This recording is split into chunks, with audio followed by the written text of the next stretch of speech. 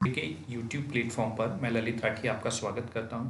जैसा कि हमने यहाँ पर स्टार्ट कर दिया है आपका इंजीनियरिंग फिजिक्स सब्जेक्ट, ठीक है।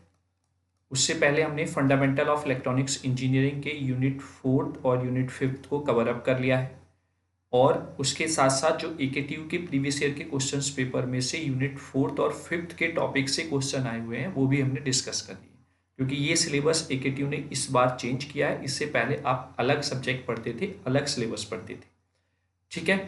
तो उसी को ध्यान में रखते हुए जो बच्चे इंजीनियरिंग फिजिक्स पढ़ रहे हैं as per the new syllabus जो एकेटीयू ने इस बार दिया है, जिसका कोड है BAS 101 और BAS 201 for the second semester, जो बच्चे यहाँ पर पढ़ेंगे उसकी आज हम यूनिट 4 लेकर आए हैं।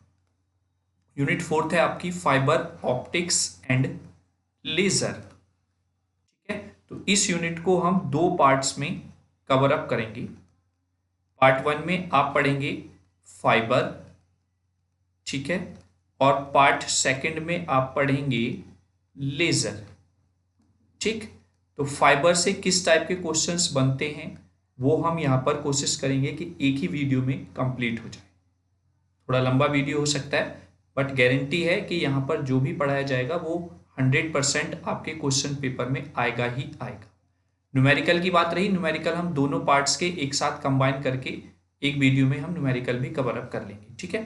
तो आज फाइबर से जो भी बेसिक है, थ्योरेटिकल है, डेरिवेटिव है, वो सब हम यहाँ पर कवर अप करेंगे अकॉर्डिंग टू सिलेबस। फिर सेकेंड पार्ट में हम लेजर को पढ़ेंगे।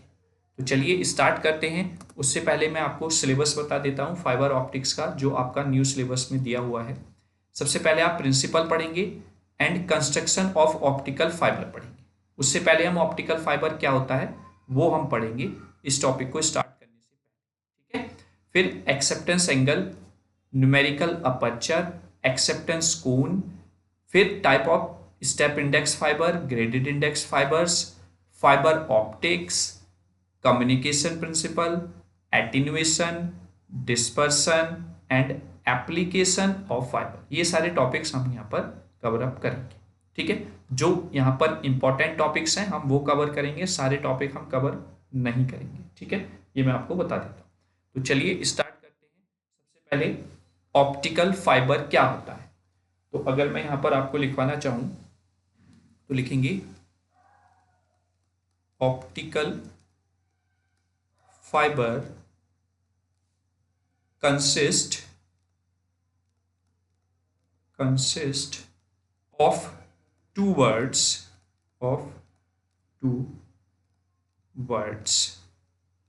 that means optics and fiber, optics and fiber, ठीक है, फुल स्टॉप।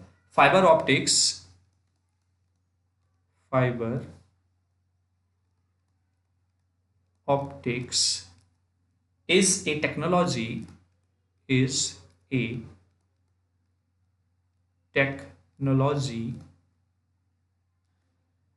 relates to या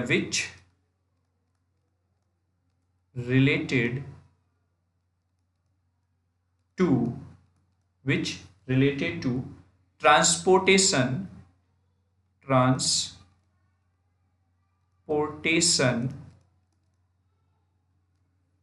of optical energy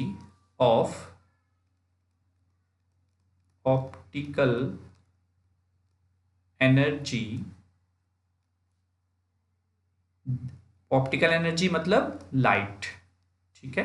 optical energy that means light in A guided medium,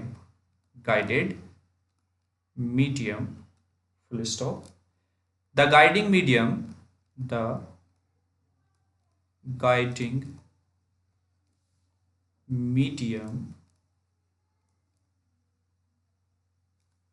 is optical fiber,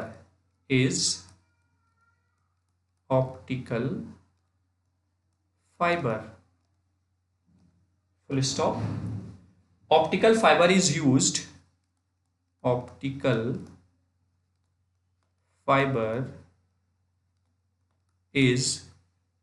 used to transmit voice, used to transmit voice, comma video and digital signal and digital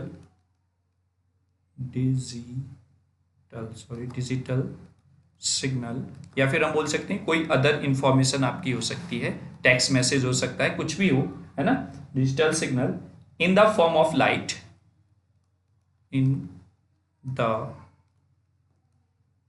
form of light, in the form of light waves, light waves from one place to another place, from one place to another place,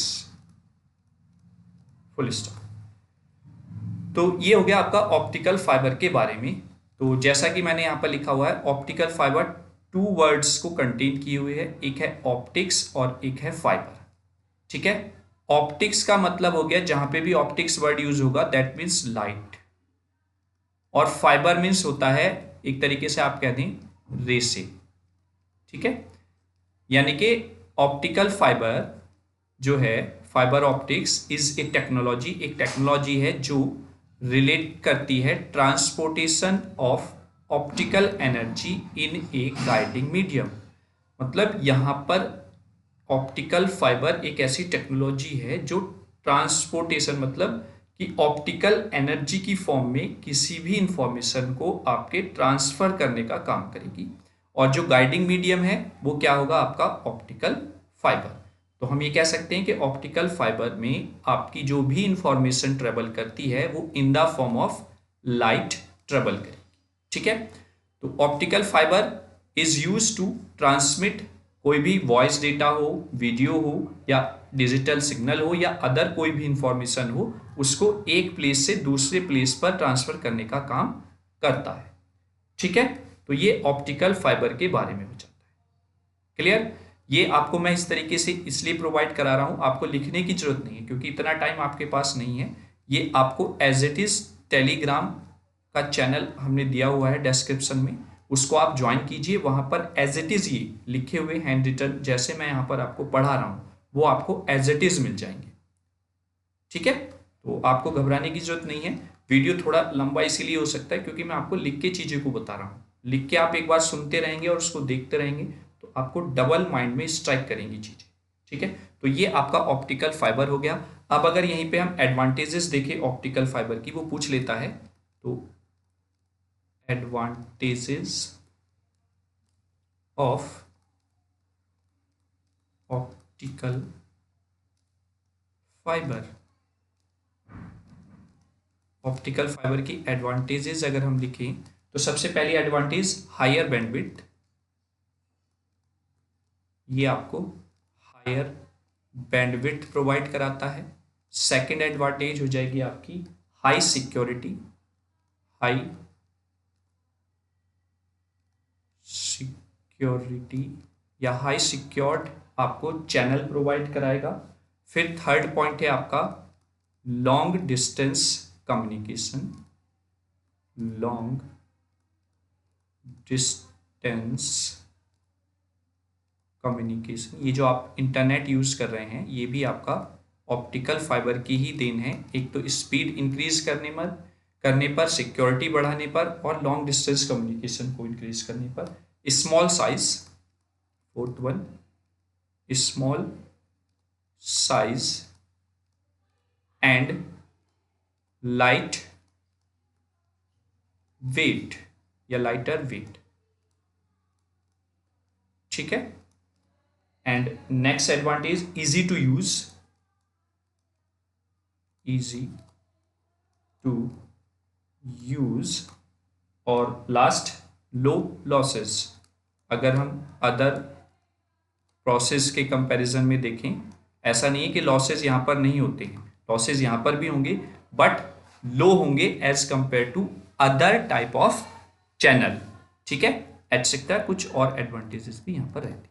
तो ये advantages हो गई optical fibre की। तो अगर आपसे पूछता है कि write down the advantages of optical fibre, 2 पूछ ले, 3 पूछ ले या फिर सिंपल पूछ ले, तो आप इसमें से 4-5 कोई भी एडवांटेजेस लिख सकते हैं 2 नंबर के क्वेश्चन, ठीक है।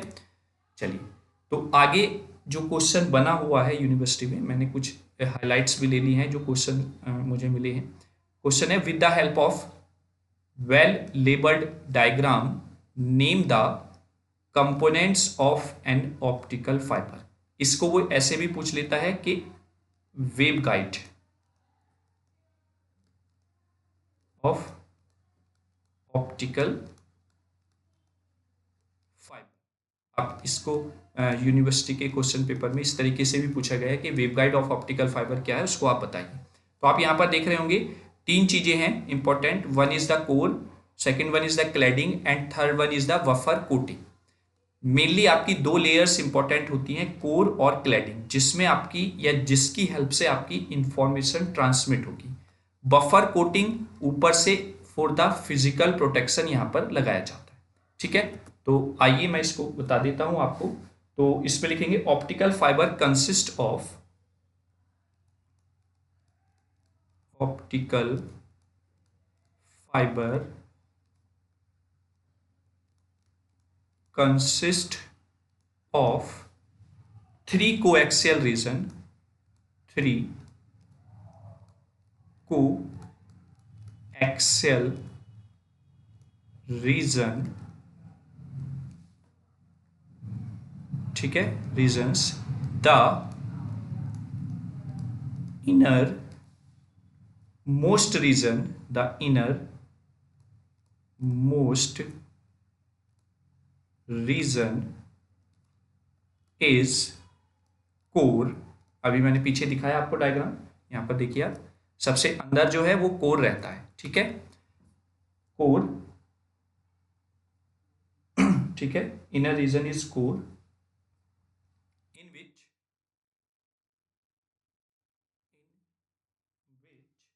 Light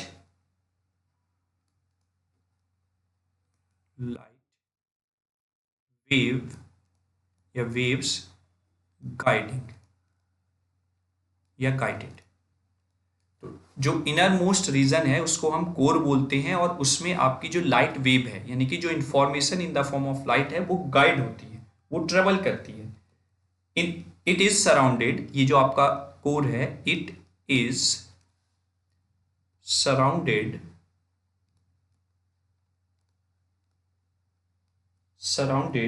by a middle by a middle by a middle coaxial by a middle coaxial region which is known as cladding, ठीक है। आपने पीछे देखा डायग्राम में, जो सेकंड है वो क्या है, क्लैडिंग है, जो इसको क्या किए हुए है, सराउंड किए हुए है।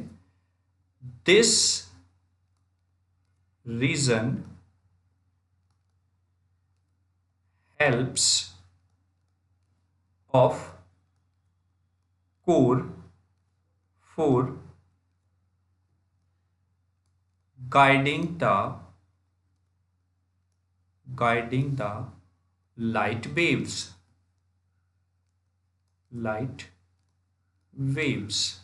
full stop, ठीक है। the outermost region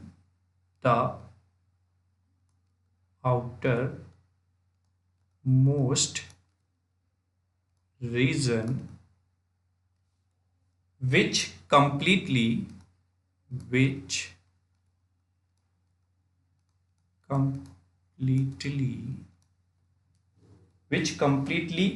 cover the core and cladding, which completely cover the core and cladding cladding region, core and cladding region from external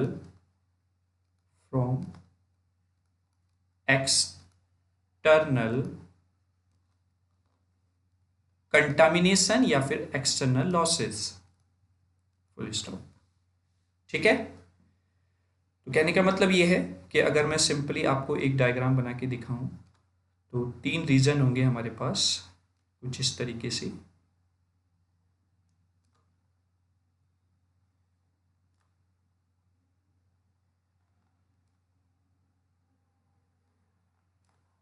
सबसे अंदर ये कोर हो जाएगा, इस तरीके से हम बनाए, फिर उसको सराउंड किए हुए है क्लैडिंग, और इन दोनों को सराउंड किए हुए है आपका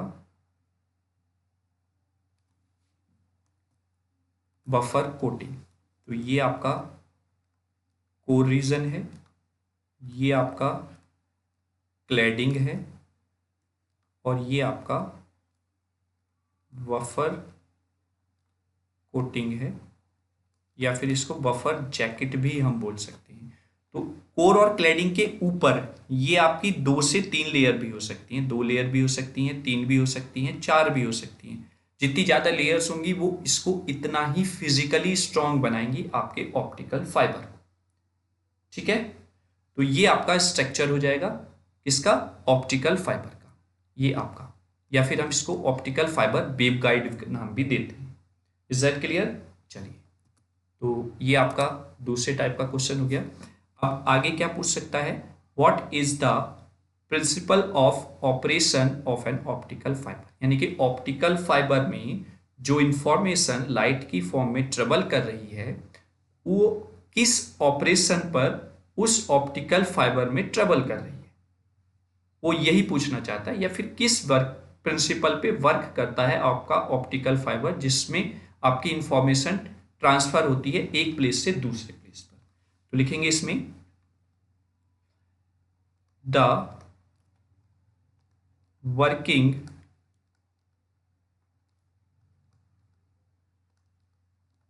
principle of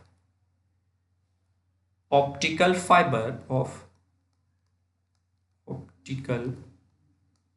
fibre is total internal reflection, that means TIR. There are two conditions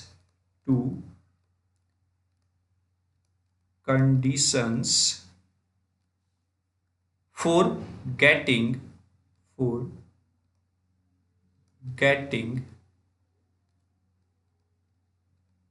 TIR। ठीक है, यानी कि जो वर्किंग प्रिंसिपल है ऑप्टिकल फाइबर का वो क्या है, टोटल इंटरनल रिफ्लेक्शन। और टोटल इंटरनल रिफ्लेक्शन को पाने के लिए या गेन करने के लिए 2 कंडीशंस इंपॉर्टेंट है। वो क्या कंडीशंस है, first the refractive index of core, the refractive index of core, bracket में लिख लेंगे हम N1, किसी बुक में म्यू से भी दिया हुआ है तो μ1 भी ले सकते हैं, वो आप पे डिपेंड करता है आप क्या वेरिएबल ले रहे हैं, N1 ले रहे हैं या μ1 ले रहे हैं, is slightly SLIGHTLY slightly greater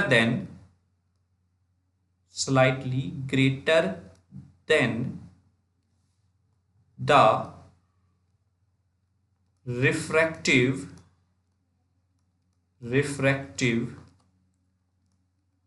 index of cladding, reflective index of cladding, bracket में लिखेंगे N2।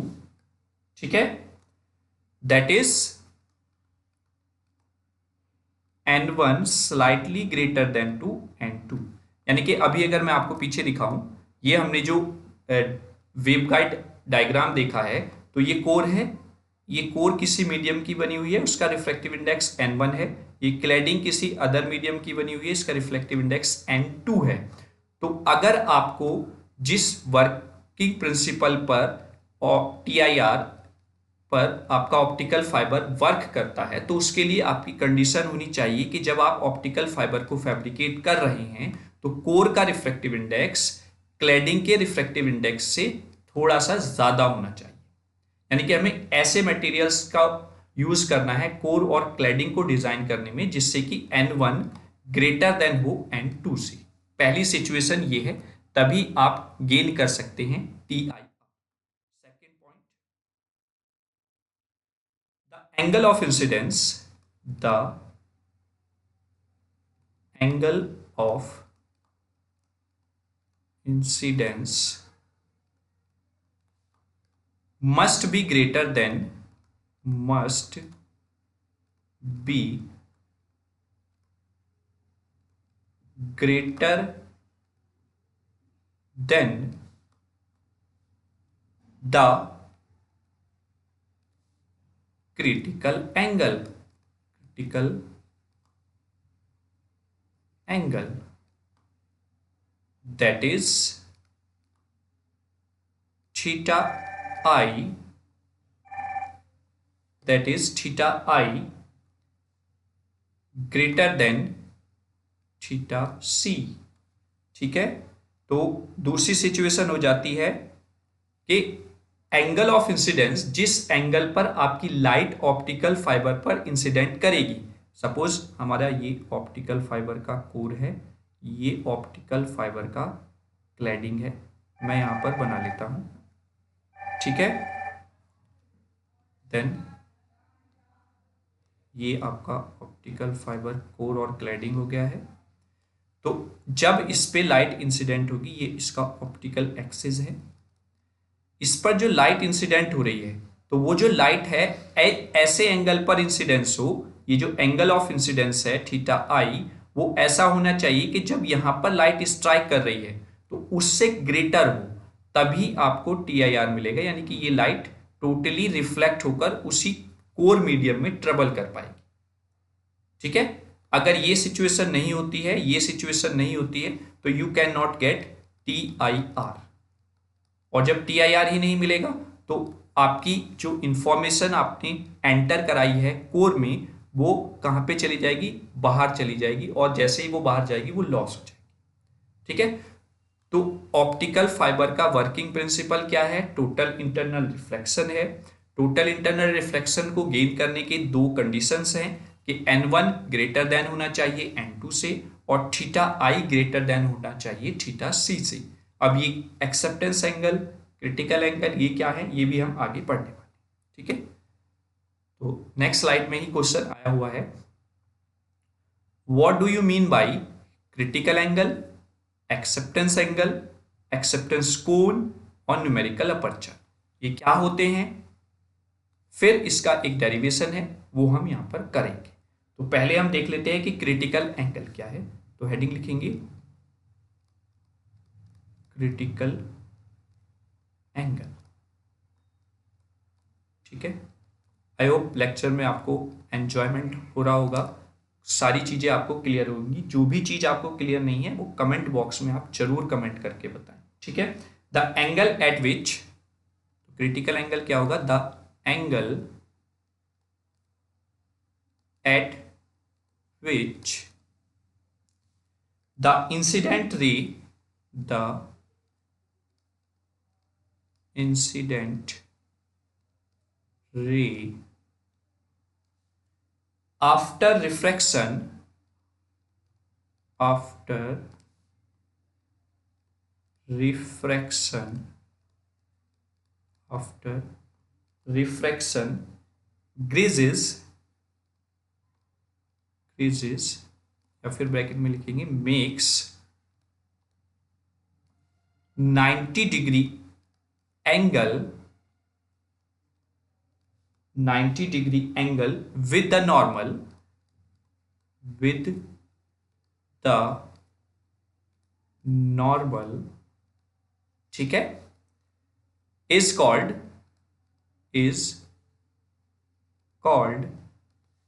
Critical angle, is called critical angle,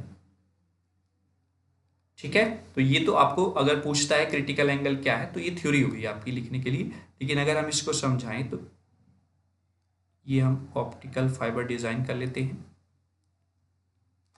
ये कोर बना दिया और क्लैडिंग, ठीक है, कोर क्लैडिंग हमने यहाँ पर डिजाइन कर दिया, ये इसका ऑप्टिक एक्सिस है जहां से आपकी रे ट्रेवल करेगी। अब जैसे ही हमने यहाँ पर कोई भी रे स्ट्राइक कराई इंसिडेंट की, तो वो यहाँ पर स्ट्राइक करेगी और स्ट्राइक करने के बाद वो एंटर कर जाएगी दूसरे मीडियम में, यानी कि कोर में। एक मीडियम ये है जहां से आपकी रे आ रही है, सपोज हमने माना ये एयर है, ठीक है। तो जैसे ये एंटर की, ये कोई एंगल होगा, अब ये वाला एंगल जो है आफ्टर द रिफ्लेक्शन लिखा हुआ है, वो अगर इससे 90 डिग्री के एंगल से ज्यादा एंगल बनाता है, ठीक है, makes 90 degree angle with the normal, यानी यहां से इसने 90 डिग्री का एंगल बना लिया। नॉर्मल मतलब जहां पर ये स्ट्राइक कर रही है उस पर अगर हम परपेंडिकुलर ड्रॉ कर लेते हैं तो वो नॉर्मल कहलाता है, ठीक है। तो जैसे ये 90 डिग्री का एंगल बनाएगी इस नॉर्मल से, तो यहां पर ये रे, ये जो एंगल कहलाएगा, जब ये रे इस पर स्ट्राइक करके आगे पास हो रही है, तो that's called the critical angle. और अभी हमने पीछे कंडीशन लिखी हुई है TIR को गेन करने के लिए कि ये जो इंसिडेंट एंगल है ये हमेशा थीटा सी से ज्यादा होना चाहिए। तो वो भी मैं आपको बता देता हूं। देखो यहाँ पर हमने दो सिचुएशन ले ली हैं, एक ये सिचुएशन है, एक ये सिचुएशन है। ये नॉर्मल है, भी हमने इसके लिए नॉर्मल ले लिया। अगर ये लाइट रे एक मीडियम से स्ट्राइक हुई यहाँ पर, ठीक है, और ये जब 90 डिग्री का एंगल बना रही है इस नॉर्मल से, ये वाला 90 डिग्री का एंगल, तो ये एंगल जो है यहां पर that's called the critical angle, ठीक है, यानी कि ये क्रिटिकल एंगल। और जैसे ही ये वाला एंगल, ये वाला एंगल ग्रेटर देन होगा पहले से, अब जैसे ही मैंने इसको और बड़ा कर दिया एंगल को, अब आप देख रहे होंगे ये एंगल ज्यादा है, तो ये लाइट आपकी एंटर कर जाएगी उसी मीडियम में जिस मीडियम पर स्ट्राइक की थी। तो इसीलिए वो TIR को गेन करने के लिए मैंने बताया था कि थीटा आई वो ग्रेटर देन होना चाहिए थीटा सी से, ठीक है। यानी कि ये क्रिटिकल एंगल हो गया, तो क्रिटिकल एंगल से ज्यादा एक्सेप्टेंस एंगल रखेंगे तभी आपको TIR मिलेगा, ठीक है। तो तभी आपकी रे इसमें क्या करेगी, ट्रेवल कर पाएगी। तो क्रिटिकल एंगल वो एंगल है जिस पर एंगल आपका जब लाइट रिफ्रैक्ट होकर स्ट्राइक करती है कोर और क्लैडिंग की सरफेस पर, वहां पर एंगल 90 डिग्री बनता है, वो क्रिटिकल एंगल कहलाता है, ठीक है। उससे जैसे ही ज्यादा एंगल ऑफ इंसिडेंस होगा तो आपको TIR मिल जाएगा, ठीक है। तो आई होप आपको क्रिटिकल एंगल अच्छे से समझ में आया होगा और TIR गेन करने में ये किस तरीके से हेल्पफुल है वो भी आपको पता चल गया। आगे आते हैं एक्सेप्टेंस एंगल। एक्सेप्टेंस एंगल, नाम से ही पता चल रहा होगा, ऐसा एंगल जिस पर आपकी लाइट रे एक्सेप्ट हो जाए ऑप्टिकल फाइबर में, वो एक्सेप्टेंस एंगल होगा। ये सिंपल लैंग्वेज में है, हम लिखेंगे कैसे, the maximum angle at which the light enters the core, the light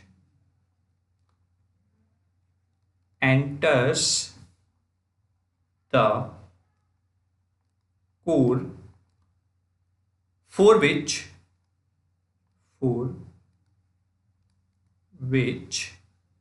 the total internal reflection,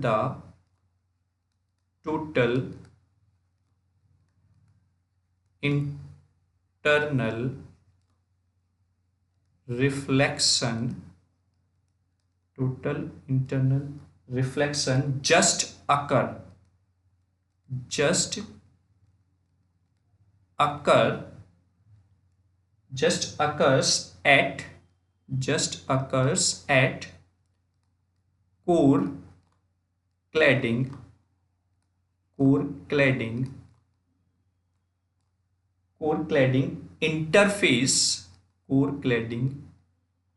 interface is called acceptance angle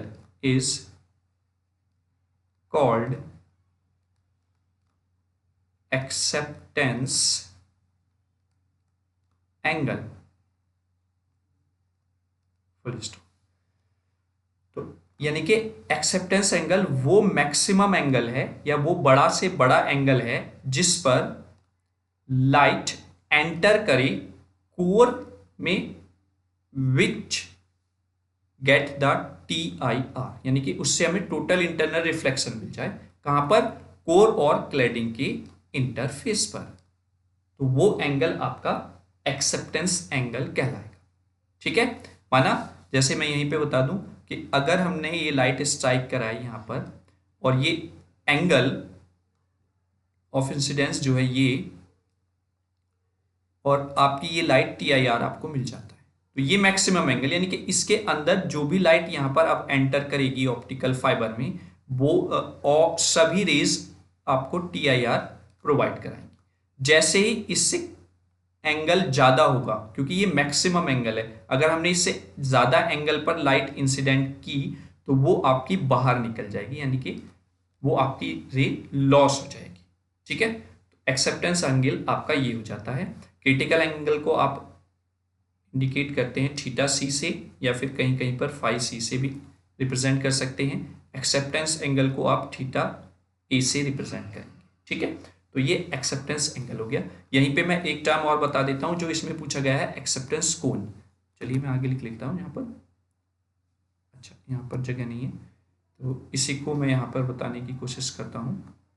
यहाँ पर जैसे ये हमारा कोर है, ये हमारा क्लैडिंग है, ठीक है, और ये हमने डिजाइन किया। ठीक, तो जब हम इस पर लाइट स्ट्राइक कर रहे हैं, अभी जो मैंने बताया आपकी लाइट यहां से आ रही इधर से, ये वाली लाइट, ऐसे ही इतने ही मैक्सिमम एंगल पर लाइट इधर से भी आएगी। तो ये जितना एंगल ये है उतना ये है, तो ये वाली लाइट भी आपकी TIR आपको प्रोवाइड कराएगी और ये वाली लाइट भी आपको TIR प्रोवाइड कराएगी। तो ये जो अब रेंज बन गई एक मैक्सिमम एंगल्स की on the both side of the optic axis, that's called the acceptance cone. आप इसको देख रहे होंगे, एक कोन की शेप यहां पर बन गई है, जो आप कोन वाली आइसक्रीम खाते हैं ना, उसकी शेप यहां पर बन गई है, इसीलिए इसको एक्सेप्टेंस कोन बोला गया है। यानी कि maximum range of angles eight under which all the waves enter into the optical fibre and provide the TIR। Is that clear? चलिए ठीक है, एक और बचता है हमारा, अभी मैथमेटिकल एक्सप्रेशन बाद में देखेंगे, उससे पहले हम देख लेते हैं न्यूमेरिकल अपर्चर। न्यूमेरिकल अपर्चर क्या होता है ना? अपर्चर, न्यूमेरिकल अपर्चर क्या है? इसको हम रिप्रेजेंट करते हैं NA से, शॉर्ट फॉर्म में। हमने यहाँ पर क्या डेफिनेशन है वो लिखेंगे। तो न्यूमेरिकल अपर्चर क्या है? The sine of acceptance angle, the sine of acceptance angle, जो क्या है θa है, acceptance angle of the fibre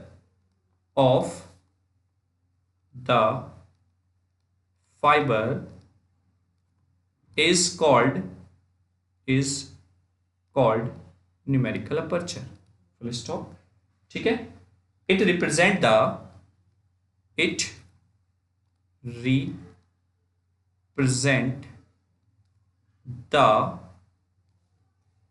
light gathering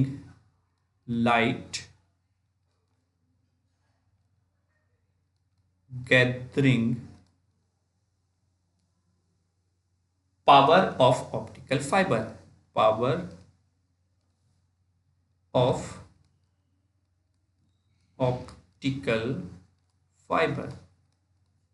ठीक है। अगर हम फॉर्मूला वाइज देखें तो न्यूमेरिकल अपर्चर क्या है? साइन ऑफ एक्सेप्टेंस एंगल, यानी कि ये होगा NA इक्वल्स टू, ये अभी हम प्रूव भी करेंगे जब हम ये मैथमेटिकल एक्सप्रेशन करेंगे, जो ये हेडिंग लिखा हुआ है और क्वेश्चन में पूछा भी गया है। ठीक है, लेकिन अगर हम दूसरी टर्म में देखें तो न्यूमेरिकल अपर्चर क्या है, आपकी लाइट गैदरिंग कैपेसिटी को बताता है किसी भी एक ऑप्टिकल फाइबर की, यानी कि किसी एक ऑप्टिकल फाइबर में कितनी लाइट एक साथ कैप्चर हो रही है, एक साथ एक्सेप्ट की जा रही है, that's the numerical aperture of that optical fibre. ठीक है, तो ये हो जाएगा दूसरी टर्म में इसका डेफिनेशन। ठीक, अब मैथमेटिकल एक्सप्रेशन देखते हैं। तो मैथमेटिकल एक्सप्रेशन के लिए हम पहले एक डिजाइन कर लेते हैं डायग्राम। एक अच्छा सा बड़ा सा डायग्राम हम यहाँ पर बना लेते हैं। ये हमने बना लिया क्लैडिंग, और यहीं पे हम बना लेते हैं कोर। इसके अंदर थोड़ा सा डायग्राम देख लेना आप, टैब पे हाथ साफ नहीं चल पा रहा है, उस वजह से थोड़ा डायग्राम इधर उधर बन रहा है। ठीक है, चलिए अब हम इसको यहाँ पर ऑप्टिक एक्सिस इसका बना लेते हैं, जिससे कि आपकी लाइट ट्रेवल होगी। अब हमने एक लाइट रे इधर से इंसिडेंट की है, जैसे मैंने बताया था एक्सेप्टेंस कोण एक लाइट, इसीलिए मैक्सिमम एंगल भी आपका इधर से हो जाएगा। तो यानी कि ये आपके मैक्सिमम एंगल्स हैं जिस पर लाइट आपकी एंटर कर रही है ऑप्टिकल फाइबर।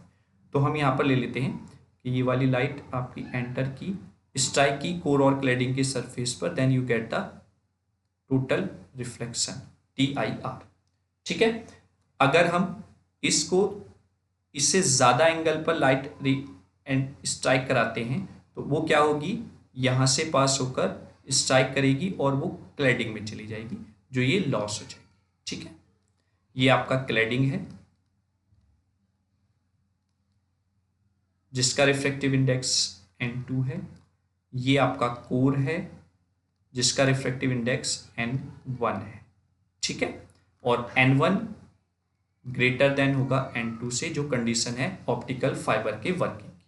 ठीक है, तो ये एक रे 1 हो गई और एक रे 2 हो गई। ये रे 1 मान लिया हमने, ये रे 2 है, यानी कि रे 1 जिस एंगल पर स्ट्राइक करती है ऑप्टिकल फाइबर के वो एक्सेप्टेंस एंगल है, और रे 2 एक्सेप्टेंस एंगल से हाईएस्ट मतलब ग्रेटर एंगल पर स्ट्राइक करती है, तो वो आपकी लॉस हो जाती है, वो क्लैडिंग में चली जाती है।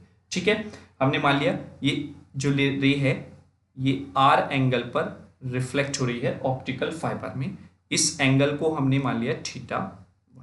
ठीक है, क्लियर हुआ।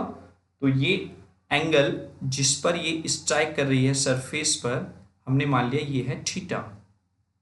ठीक, क्लियर है। ये मैंने पॉइंट माना C है, और ये हमने पॉइंट मान लिया यहाँ पर D है, यहाँ पर। ओके, और ये आपके लिए ट्रेवल कर, तो आप लिखेंगे अप्लाइंग स्नेल्स, ठीक है, Snell's law at point B। अब पॉइंट B कहाँ है, पॉइंट B ये रहा, यहाँ पर हम इसको लिख लेते हैं, है ना, पॉइंट B है। ठीक, जहां से रे आ रही है उसका मीडियम है, रिफ्रैक्टिव इंडेक्स उसका n=1 है, यानी कि एयर से आपकी रे आ रही है, एयर का रिफ्रैक्टिव इंडेक्स जो है वो N1 है। ठीक है, आप इसको म्यू भी ले सकते हैं, μ1 ले सकते हैं, μ2 ले सकते हैं, कोई प्रॉब्लम नहीं है। तो स्नेल्स लॉ क्या कहता है, जिस मीडियम से आपकी लाइट आ रही है उसके साथ साइन एंगल, ये इंसिडेंट एंगल है तो θi ले लेते हैं हम इसको, है ना, θi, और जिस मीडियम में जा रही है उसका साइन किस एंगल पर रिफ्रैक्ट हो रही है लाइट इक्वल्स टू दूसरे वाले मीडियम का रिफ्रैक्टिव इंडेक्स अपॉन पहले वाले मीडियम का रिफ्रैक्टिव इंडेक्स। तो यहां से हम, तो यानी कि पहले वाले मीडियम का रिफ्रैक्टिव इंडेक्स N0 है, क्योंकि एयर से आ रही है तो इसका रिफ्रैक्टिव इंडेक्स N0 हम मान लेते हैं। तो that means N0 sine θi equals to N2 होगा, नहीं सॉरी, कहाँ पे जा रही है, कोर में जा रही है ना, तो N1 होगा। ठीक है, ठीक है, N1 साइन R, चूंकि N0 क्या है, 1 है, एयर का refractive index, so that sine θi equals to N1 sine R, ये हो जाएगा। ठीक है, तो हमने मान लिया ये पहली इक्वेशन आपकी आ जाती है। ठीक, अब लिखेंगे फ्रॉम फिगर, जो हमने ये फिगर बनाया है इससे, in triangle B D C या B C D comma r plus theta equals to 90 degree. आप देख रहे होंगे आर, ये जो एंगल आर है जिस पर लाइट रिफ्रैक्ट हुई है, और थीटा, इन दोनों का सम इक्वल होगा 90 डिग्री के, क्योंकि तीनों का सम क्या होता है 180 और एक आपका 90 है। That means r plus theta equals to 90 degree. तो यहाँ से अगर हम फाइंड आउट करें तो r equals to 90 minus theta आ जाएगा। ठीक है, अब ये वाली वैल्यू हम पुट कर देते हैं इक्वेशन फर्स्ट में। पुटिंग, जब इक्वेशन फर्स्ट में हम पुट करते हैं तो then we get sine theta i equals to n1 sine 90 minus theta. ठीक है, और 90 माइनस थीटा जब हम साइन में करते हैं तो वो चेंज हो जाएगा, that means n1 cos theta. तो अब आपके पास आ गया sine theta equals to n1 cos theta. Is that clear?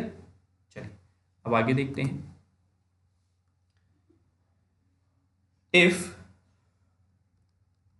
जो एंगल थीटा है वो अप्रोक्सीमेटली इक्वल है क्रिटिकल एंगल के थीटा सी, है ना, देन, तो जब ये थीटा सी के इक्वल है देन जो इंसिडेंस एंगल है आप उसको क्या कहेंगे, मैक्सिमम एंगल, है ना, थीटा मैक्स या थीटा आई मैक्स। देन हमें क्या मिलेगा, जो हमारा पीछे अभी ये फॉर्मूला आया है क्या, sine theta i equals to n1 sine theta, sorry cos theta, तो उसको हम अब कैसे लिख लेंगे, sine theta max equals to n1 cos theta C. Is that clear? That's the equation second. अब सेकंड इक्वेशन आ गई है आपकी। देन अब फिर आप अप्लाई करेंगे, applying Snell's law at point. अब कौन से पॉइंट पर करेंगे, हमें पॉइंट सी, क्योंकि यहां पर स्ट्राइक कर रही है आपकी light at point C. Then तो जिस मीडियम से आपका लाइट एंटर कर रहा है, ठीक है, वो हो जाएगा sine theta C upon sine 90 degree equals to n2 upon n1। अगर हम पीछे पहुंचे तो पॉइंट सी बेटा ये है, तो ये क्रिटिकल एंगल यानी कि ये 90 डिग्री का एंगल मेक्स कर रहा है, जहां पर मीडियम है आपका n2, और यहां पर आपका एंगल क्या है, थीटा, है ना, और उसको आपने थीटा सी माना है, तो इसलिए sine theta C upon sine 90 equals to n2 upon n1। ठीक है, तो यहां से क्या आ जाएगा, n1 sine theta C equals to sine 90 की वैल्यू क्या होती है 1। दैट मीन्स तो अगर हम यहां से साइन थीटा सी की वैल्यू फाइंड आउट करें तो sine theta C equals to n2 upon n1।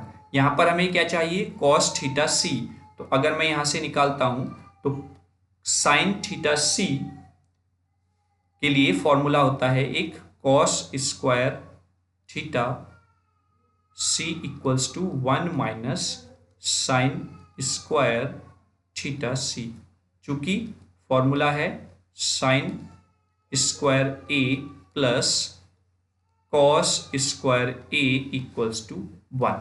ठीक है, तो अब हम वैल्यू पुट कर देंगे, तो cos square theta C equals to 1 minus n2 square upon n1 square.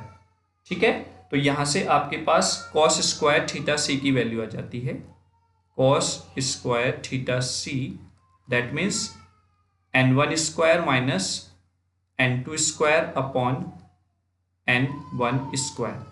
तो अगर मैं यहां से cos theta C find out करता हूं तो cos theta C equals to square root of n1 square minus n2 square upon n1।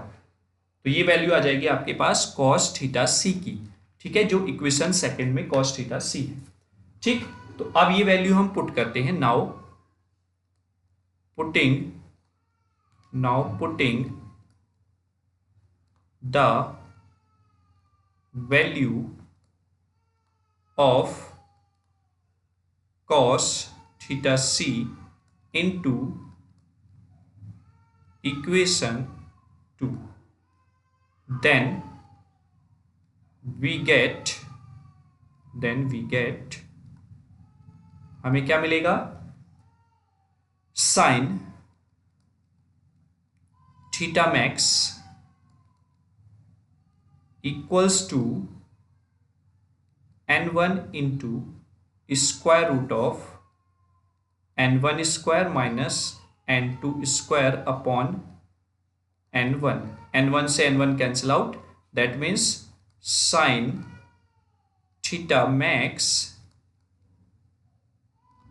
equals to square root of n1 square minus n2 square। ठीक है, तो ये आपके पास एक्सप्रेशन आ जाता है साइन थीटा मैक्स का। और जब हमने एक्सेप्टेंस एंगल की डेफिनेशन पढ़ी थी तो वहां पर हमने बताया था कि जो मैक्सिमम एंगल है, जिस एंगल पर आपकी लाइट एंटर करेगी, एक्सेप्ट की जाएगी ऑप्टिकल फाइबर में, that's called the acceptance angle. तो sine theta a equals to square root of n1 square minus n2 स्क्वायर। और हमने ये भी यहाँ पर पढ़ा है जब हमने न्यूमेरिकल अपर्चर की डेफिनेशन पढ़ी थी कि numerical aperture N A equals to होता है साइन ऑफ एक्सेप्टेंस एंगल। तो यहाँ से आपके पास न्यूमेरिकल अपर्चर का फॉर्मूला भी आ जाएगा, square root of n1 square minus n2 square. ठीक है, तो ये आपका न्यूमेरिकल अपर्चर भी आ जाता है। ठीक है, ये आपका एक्सेप्टेंस एंगल आ जाएगा। ओके, और क्रिटिकल एंगल आपका यहां पर आ गया है। अगर हम देखें तो ये या तो फिर यहां से क्रिटिकल एंगल फाइंड आउट कर सकते हैं, फिर या यहां से ये आप क्रिटिकल एंगल का फॉर्मूला जो यहां पर बनता है यहां से आप फाइंड आउट कर सकते हैं क्रिटिकल एंगल। अगर आपको n1 n2 दिए हुए हैं तो आप थीटा सी की वैल्यू फाइंड आउट कर सकते हैं, या एक फॉर्मूला डायरेक्ट यहाँ पर ये भी है अगर आप यहाँ से साइन इनवर्स की फॉर्म में फाइंड आउट करना चाहें तो। ठीक है, तो ये आपका जो मैथमेटिकल एक्सप्रेशन था इस फॉर्म में क्रिटिकल एंगल फाइंड आउट हो गया है, एक्सेप्टेंस एंगल फाइंड आउट हो गया है और न्यूमेरिकल अपर्चर भी फाइंड आउट हो गया है। ठीक है, तो ये सारी टर्म्स आपकी फाइंड आउट हो चुकी हैं। ठीक है, एक फॉर्मूला और है न्यूमेरिकल अपर्चर की फॉर्म में, वो अगर आप लिखना चाहें तो लिख सकते हैं N A equals to n1 two delta की पावर 1/2। ये भी है यहाँ पर, और जो डेल्टा है यहाँ पर ये रिफ्रैक्टिव इंडेक्स डिफरेंस इसको हम बोलते हैं, रिफ्रैक्टिव इंडिसेस डिफरेंस। ठीक है, ये हम बोलते हैं डेल्टा की वैल्यू यहाँ पर n1 minus n2 upon n1 यहाँ पर लिख सकते हैं, या फिर हम लिखें तो 1 माइनस n2 अपॉन n1 ये भी होती है। अदरवाइज आपको अगर न्यूमेरिकल जब हम करेंगे तब आपको पता चल जाएगा किस तरीके से आपको यहाँ पर सॉल्व आउट करना है। ये रिफ्रैक्टिव इंडेक्स डिफरेंसेस होता है। ठीक है, उसकी वैल्यू वहाँ पर वो डायरेक्ट आपको प्रोवाइड कराएगा। ठीक, चलिए अब आगे आते हैं हम। हाँ, नेक्स्ट क्वेश्चन आपसे पूछा जाएगा, व्हाट डू यू मीन या what do you understand by optical fibre and discuss it's classification. Optical fibre क्या है ये हमने पीछे डिस्कस कर लिया है, अब इसकी क्लासिफिकेशन देखते हैं।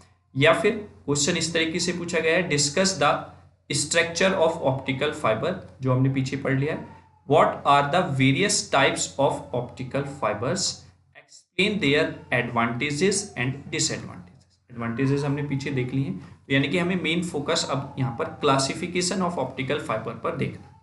चलिए आ जाते हैं, क्लासिफिकेशन से पहले हम देख लेते हैं क्या है optical fibre is a very thin and flexible medium having a cylindrical shape. यानी कि ऑप्टिकल फाइबर एक बहुत ही पतला और फ्लेक्सिबल मीडियम है, सिलेंड्रिकल शेप होती है। Optical fibre is used for transportation of optical energy, that's the light energy, from one point to another point, one point to another, two छूटा हुआ है यहाँ पर, ठीक है। तो ये डेफिनेशन मैंने ऑलरेडी पीछे लिखवा दी है। It is made up of glass और प्लास्टिक, यानी कि दो मटेरियल्स का बना हो सकता है, ग्लास और प्लास्टिक का, जनरली एंड इंसुलेटिंग मटेरियल, और इंसुलेटिंग मटेरियल आपका, ठीक है। तो टाइप्स ऑफ ऑप्टिकल फाइबर जो हैं, the optical fibers are classified into three major types based on material, number of modes and refractive index profile। यानी कि आप ऑप्टिकल फाइबर को अगर क्लासिफाई करते हैं तो तीन तरीके से क्लासिफाई करेंगे कि किस मटेरियल का बना हुआ है, कितने नंबर ऑफ मोड्स का ऑप्टिकल फाइबर है, या किस टाइप का रिफ्रैक्टिव इंडेक्स प्रोफाइल उसका है। तो इन तीनों बेस पर ही हम देखते हैं कैसे क्लासिफाई किया गया। तो A general classification is given below, यहाँ पर दिया हुआ है, classification of optical fiber based on materials, based on refractive index and based on the propagation mode या number of modes के बेस पर। तो based on material मैंने अभी बताया ऊपर, ग्लास और प्लास्टिक दो तरीके के आपके ऑप्टिकल फाइबर मटेरियल होते हैं। Based on refractive index, step index fibre बोलेंगे, ग्रेडेड इंडेक्स फाइबर बोलेंगे। फिर वहीं पर graded step index fibre single mode step index fibre हो सकता है और multi mode step index fibre हो सकता है, जबकि ग्रेडेड इंडेक्स जो होगा वो multi mode graded index fibre ही आएगा। अब ऐसा नहीं कि सिंगल मोड आपका ग्लास फाइबर भी हो सकता है, सिंगल मोड आपका प्लास्टिक फाइबर भी हो सकता है, ठीक है। Same as it is multi mode step index fibre आपका ग्लास का भी बना हो सकता है और multi mode step index fibre आपका प्लास्टिक का भी बना हो सकता है। सेम सिचुएशन इज हियर, तो ऐसा नहीं है, ठीक है। अब बेस्ड ऑन प्रोपेगेशन मोड देखें तो सिंगल मोड और मल्टी मोड। अब ये क्या है वो चीज हम अभी देखते हैं वन बाय वन। तो उस तरीके से एक क्वेश्चन ये भी पूछा गया है, what do you understand by the mode of an optical fibre. Optical fibre के मोड से क्या मतलब है? मोड कुछ नहीं है, mode is just a path of light propagation in A fibre, यानी कि किसी ऑप्टिकल फाइबर में कितने अवेलेबल हैं लाइट को प्रोपोगेट कराने के लिए, दैट्स कॉल्ड द मोड्स। अगर एक पार्ट है, एक पाथ है तो दैट्स द सिंगल मोड, अगर एक से ज्यादा है तो that's called the multi mode. इसी के बेस पर आपका फाइबर को क्लासिफाई भी किया गया है, जो ये है आपके सिंगल मोड और मल्टी मोड, ठीक है। चलिए आगे आते हैं। यहां पर दिया हुआ है classification based on the number of modes. Modes के बेस पर क्लासिफिकेशन क्या है, मैंने आपको बताया सिंगल मोड है और मल्टी मोड है। तो सिंगल मोड होने के लिए जो डिफरेंस है वो क्या है, कोर का डायमीटर कम होगा। कोर का डायमीटर कम होगा तो उसमें एक टाइम पर केवल सिंगल वेव ही ट्रेवल कर पाएगी आपके ऑप्टिकल फाइबर, जैसा आप यहां पर देख रहे हैं डायग्राम, ठीक है। और क्लैडिंग का यहां पर डायमीटर दिया हुआ है 70 माइक्रोमीटर के अप्रोक्स। वहीं पर अगर हम मल्टी मोड पर आए तो मल्टी मोड पर कोर का डायमीटर क्या हो जाएगा, बढ़ जाएगा, ठीक है। और क्लैडिंग का डायमीटर लगभग वही है जो यहां पर दिया हुआ, क्योंकि यहां पर अब नंबर ऑफ वेव्स ज्यादा आपको ट्रांसमिट करनी है एक साथ। तो यहां पर 5 था तो यहां पर अप्रोक्सीमेटली अगर हम देखें तो 20 माइक्रोमीटर हो जाए। तो अब जब इसकी कोर का साइज बढ़ गया है तो ज्यादा नंबर ऑफ लाइट्स को ये क्या कर सकता है, गैदर कर सकता है, एक्सेप्ट कर सकता है। तो that's reason it's called the multi mode fibre, ठीक है। अब मल्टी मोड फाइबर में आपका स्टेप भी हो सकता है या फिर ग्रेडेड भी हो सकता है, ठीक है। जबकि सिंगल मोड में केवल आपका स्टेप होगा, ग्रेडेड नहीं होता। वो अभी हमने क्लासिफिकेशन पीछे देखी हुई है। तो इस तरीके से आपको यहाँ पर डायग्राम बनाना है। नेक्स्ट आते हैं, ओह ये कलर थोड़ा वो गया है, ये है classification of fibre based on the fibre index. ये दिख नहीं रहा होगा आपको, ये based on the refractive index है। मैं लिख देता हूँ रिफ्रैक्टिव रिफ्रैक्टिव इंडेक्स के बेस पर हम कैसे क्लासिफाई करेंगे। सबसे पहले आपका दिया हुआ है ये, यहां पर आप देख रहे होंगे that's called the step index fibre. ठीक है, अब इस स्टेप इंडेक्स फाइबर में आप देख रहे होंगे ये कोर है, ये क्लैडिंग है। तो अगर हम इसका रिफ्रैक्टिव इंडेक्स डिजाइन करें तो ये इस तरीके से कुछ बनता है स्टेप्स की फॉर्म में। देख रहे होंगे यहाँ पर ये स्टेप्स की फॉर्म में बना हुआ है। देखिए जैसे मैं बता रहा हूँ ना, मैंने जो ये पिक ली है उसमें μ1 दिया हुआ है, μ2 दिया हुआ है, और ये जो आपका कोटिंग है उसका अलग मटेरियल होगा तो उसका μ3 रिफ्रैक्टिव इंडेक्स दिया हुआ है।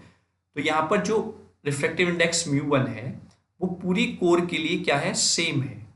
आप अगर देखें यहाँ पर ये आप देख रहे होंगे, ये जो मैं पेंसिल चला रहा हूँ यहाँ पर, ये पूरी कोर के लिए सेम है, कहीं पर भी चेंज नहीं हो रहा है, तो इसलिए इसको बोल रहे हैं स्टेप इंडेक्स फाइबर। वहीं पर अगर हम ग्रेडेड इंडेक्स फाइबर में आते हैं तो इसमें आपकी वेव जो है वो भी ट्रेवल करेगी एक तरीके से, आप देख रहे होंगे स्टेप्स की फॉर्म में, या तो आप ऐसे याद कर लीजिए, या आप देख रहे होंगे यहाँ पर जो रिफ्रैक्टिव इंडेक्स है वो प्रोफाइल आपकी स्टेप्स की फॉर्म में बन रही है ना, तो that's called the step index fibre. अगर आप यहां पर देखें graded index fibre, graded index fibre में अगर आप कोर के रिफ्रैक्टिव इंडेक्स की प्रोफाइल को देखेंगे तो ये कुछ कर्व्ड की शेप में आपको मिलता है, ये आप यहां पर देख रहे होंगे इधर। ठीक है, अब कर्व्ड की शेप का मतलब ये है कि इस कोर का रिफ्रैक्टिव इंडेक्स चेंज हो रहा है जैसे जैसे आप सेंटर से दूर जा रहे हैं। सेंटर पे रिफ्रैक्टिव इंडेक्स सबसे मैक्सिमम है, और जैसे आप सेंटर से चाहे ऊपर जा रहे हो चाहे आप सेंटर से नीचे जा रहे हो तो रिफ्रैक्टिव इंडेक्स की वैल्यू चेंज हो रही है, तो that's called the graded index fibre. ठीक है, कंडीशन दोनों में सेम रहेगी कि कोर का रिफ्रैक्टिव इंडेक्स क्लैडिंग के रिफ्रैक्टिव इंडेक्स से ज्यादा रहेगा, लेकिन यहां पर कोर का रिफ्रैक्टिव इंडेक्स पूरी कोर के लिए कांस्टेंट नहीं है, वो वेरिएबल है, और सेंटर पर मैक्सिमम है, सेंटर से दूर जैसे ही आप जाएंगे उसकी वैल्यू डिक्रीज हो रही है। तो इस सिचुएशन में जब आपके मल्टीपल वेव्स एंटर करेंगी इसमें, तो वो सब क्या करेंगी, एक पाथ फॉलो करेंगी, that's called the helical path, यानी कि ये सेंटर को क्रॉस नहीं करेंगी, क्योंकि सेंटर पर क्या है, रिफ्रैक्टिव इंडेक्स बहुत ज्यादा है, वो पास होने नहीं देगा आपकी वेव को। तो ये कुछ वेव्स आपकी इस तरीके से जिगजैग फॉर्म में चलती है, इस तरीके से आपको दिख रहा होगा, क्योंकि ये नीचे से भी वेव आ रही है तो आपको इस तरीके से दिख रहा होगा। अब नीचे वाली वेव आपकी ऐसे जा रही होगी, आपको फिगर देखने में ये लग रहा होगा कि हाँ फिगर जो है वो कंप्लीट हो रहा है पाथ, लेकिन ये इस तरीके से, that's called the helical path. तो हेलिकल पाथ को ट्रेवल करती हुई आपकी वेव्स जाती हैं। अगर मैं यहाँ पर बनाऊं तो ये इस तरीके से आपकी वेव जा रही है।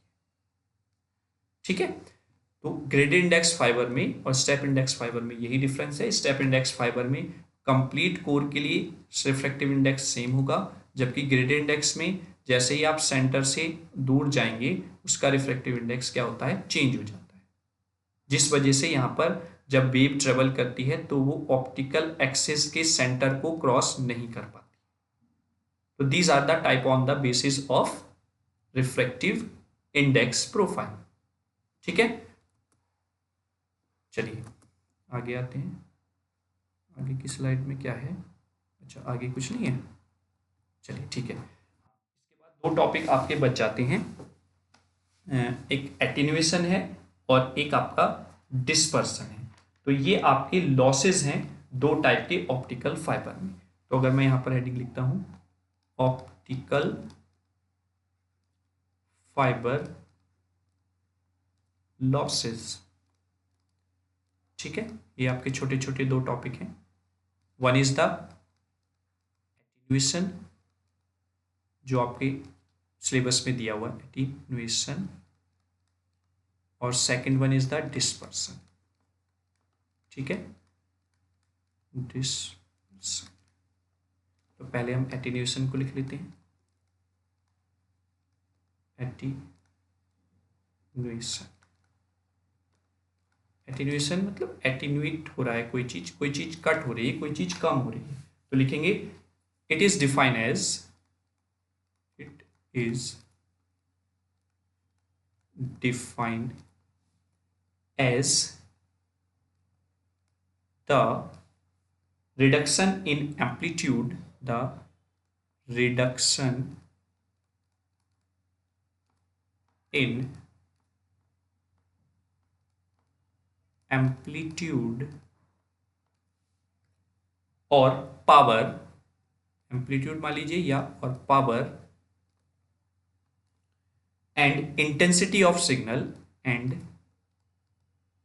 इंटेंसिटी ऑफ सिग्नल, क्योंकि लाइट की फॉर्म में आपका सिग्नल ट्रेवल करता है ऑप्टिकल फाइबर में, तो हम उसको रिलेट कर सकते हैं इंटेंसिटी से भी of signal, as it is guided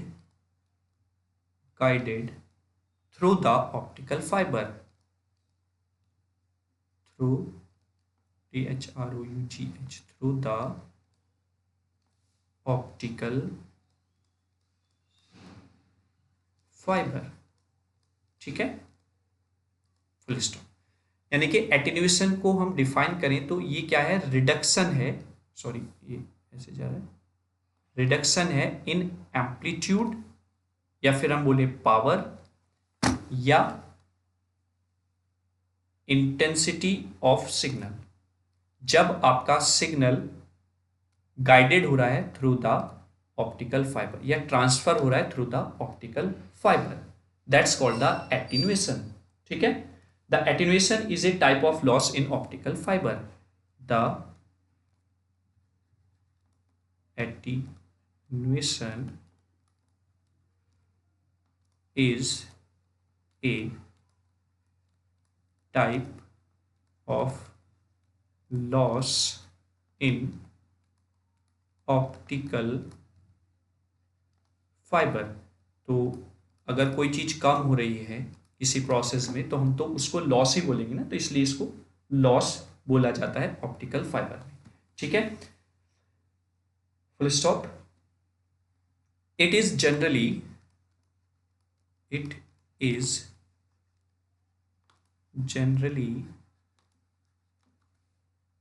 expressed in decimal, expressed in decibels, या फिर हम बोलें dB, यानी कि एटेन्यूएशन लॉस जो है वो एक्सप्रेस्ड होता है dB में। ठीक है, तो अगर हम इसको लिखें तो dB इक्वल्स टू फॉर्मूला इसका 10 log बेस 10 हो जाएगा, P आउट अपॉन P इन। ठीक है, और अगर हम लेंथ की फॉर्म में लिखें, इन द फॉर्म ऑफ लेंथ, क्योंकि लेंथ का ही इफेक्ट पड़ेगा, जितनी ज़्यादा जैसे जैसे लेंथ चेंज होगी वैसे वैसे एटेन्यूएशन की वैल्यू भी चेंज होगी, तब क्या हो जाएगा, attenuation loss alpha equals to -10 upon L, क्योंकि ये जो dB लॉस है एटेन्यूएशन वो लेंथ पर डिपेंड करेगा, कितने लेंथ का आपका फाइबर है, तो इसलिए यहाँ पर ये log 10 base log 10 P out upon P इन ये रहेगा, और यहाँ पर इसकी यूनिट हो जाएगी dB पर किलोमीटर। ठीक है, तो ये आपका फॉर्मूला हो जाता है एटेन्यूएशन लॉस का। ठीक है, ऑप्टिकल फाइबर क्लियर है। नेगेटिव साइन जो है यहाँ पर ये negative sign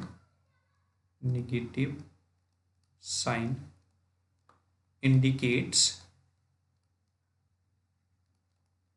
only of loss. ठीक है, यानी कि नेगेटिव साइन जो यहाँ पर इंडिकेट कर रहा है ये केवल शो कर रहा है कि लॉस है ये एक। ठीक, चलिए एक टॉपिक और बचता है आपका लास्ट में इस पार्ट में,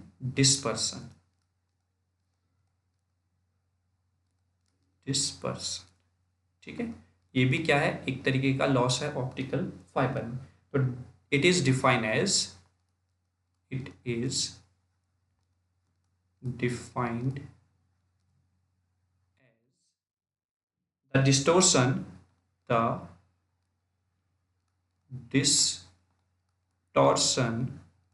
distortion or spreading of light, और सॉरी और लिखेंगे, और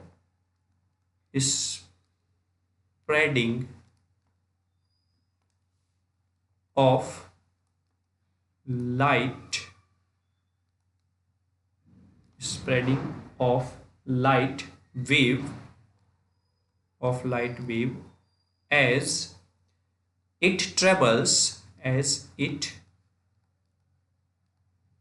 travels from one end of optical fiber to another end of optical fiber। ठीक है, यानी कि ये भी क्या है, एक तरीके का डिस्टॉर्शन है या स्प्रेडिंग ऑफ लाइट वेव है, जब आपकी लाइट वेव ट्रेवल कर रही हो वन एंड से दूसरे एंड पर ऑप्टिकल फाइबर के। ठीक है, फुल स्टॉप। इस किस तरीके से है, जैसे हम मान लें एक ऑप्टिकल फाइबर हम बना लेते हैं, ये कोर हो गया, इसके ऊपर हम यहाँ पर क्लैडिंग बना लेते हैं,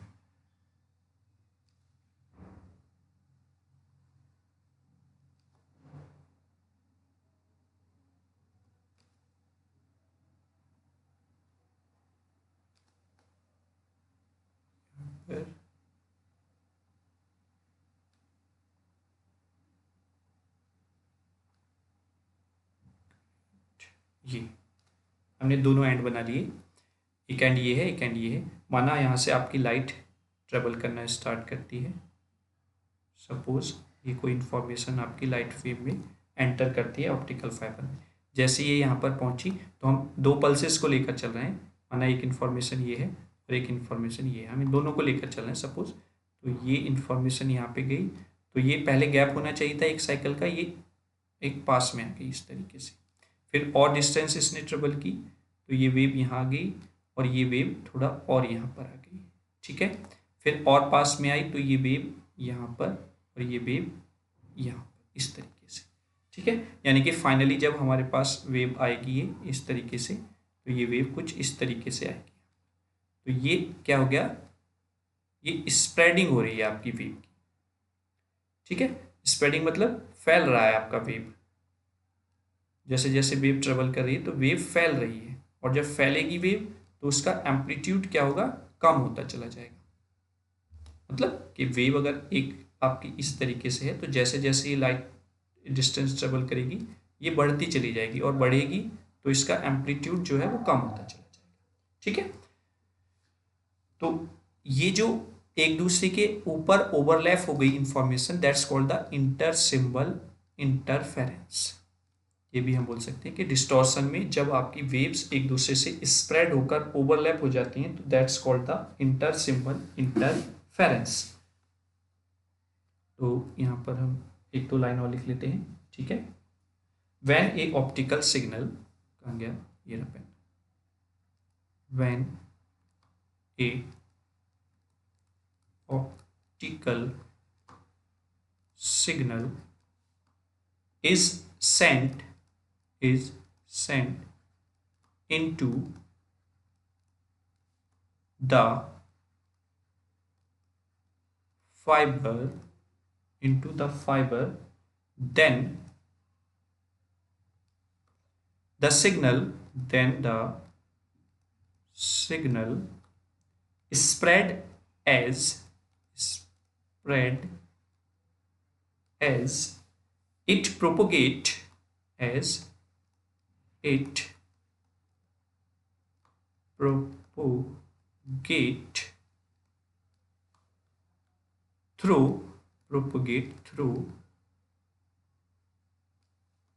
through the fiber, propagate through the fiber, full stop. This phenomenon is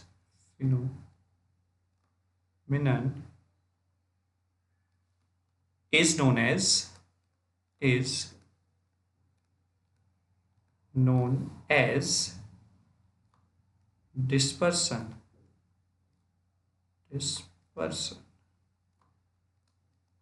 Full stop.